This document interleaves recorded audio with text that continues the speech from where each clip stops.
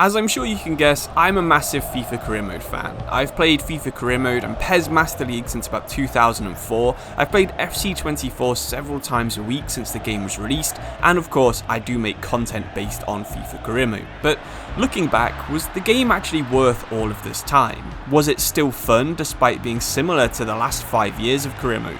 Were the bugs too bad this year? And what things still need improving for FC25?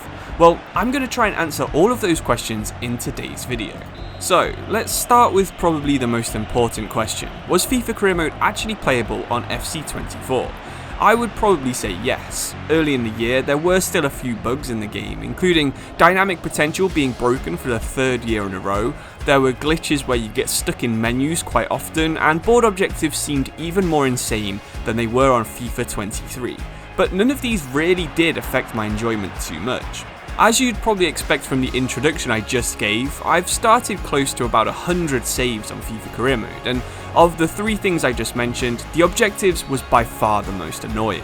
On other games, I've reached the 15-year cap multiple times in Career Mode, but this year, I never actually made it past Season 10.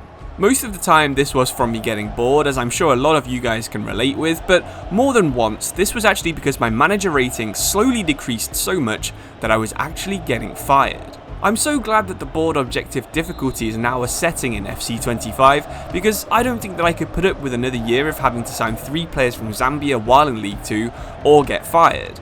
The other 2 bugs that I mentioned earlier were actually fixed quite early in the year too, and I'd say that FIFA 24 was probably the FIFA game that worked the best for the longest amount of the year.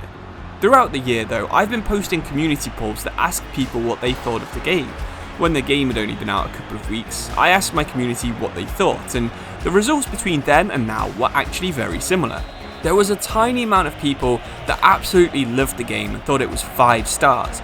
There was about 3/4 of the people who thought it was between 2 and 4 stars, which is, pretty good but not absolutely amazing, and there was a couple of people who absolutely hated it, and that's actually decreased from 10% to 6%. These results are actually pretty decent for a FIFA game, but the exact same thing happened in the similar video I made back on FIFA 23. A lot more people liked the game when it was new and fresh than when it had been played to death and we'd had the game for a year. Anyway, let's move on from that and try to figure out if FC24 was a good game by looking at it a bit more objectively. As you'd expect, there were actually very few changes from what we had in FIFA 23.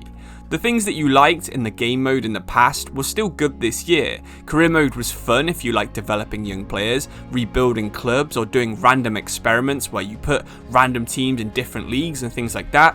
But if you wanted a realistic simulation of football, FIFA Career Mode is still miles behind Football Manager.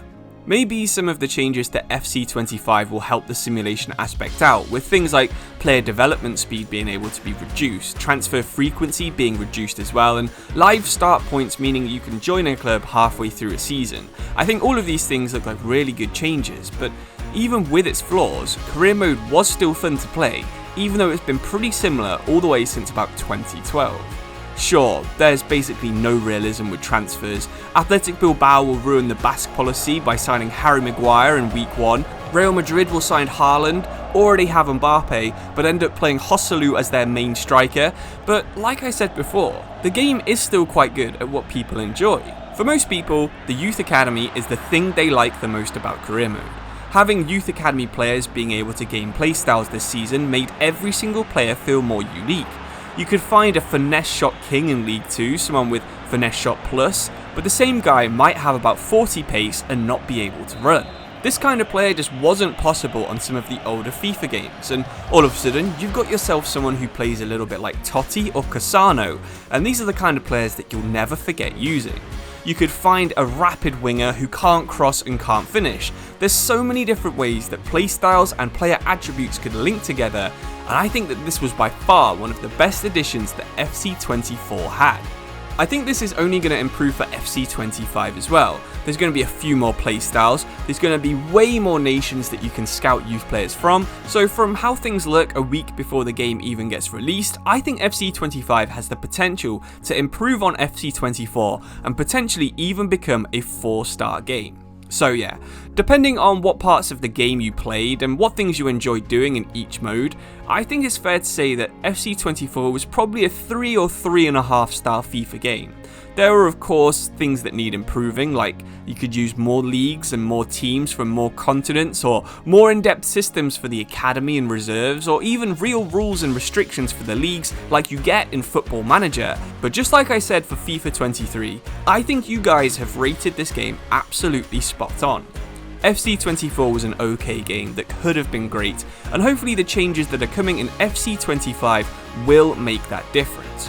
If only there was a little bit more effort put into career mode, I think we could be averaging a 4, maybe even a 4.5 star game, but let me know your rating in the comments below. And please consider subscribing because I've got a ton of FC25 content planned, and I'm just about to hit 100,000 subscribers in the next couple of weeks.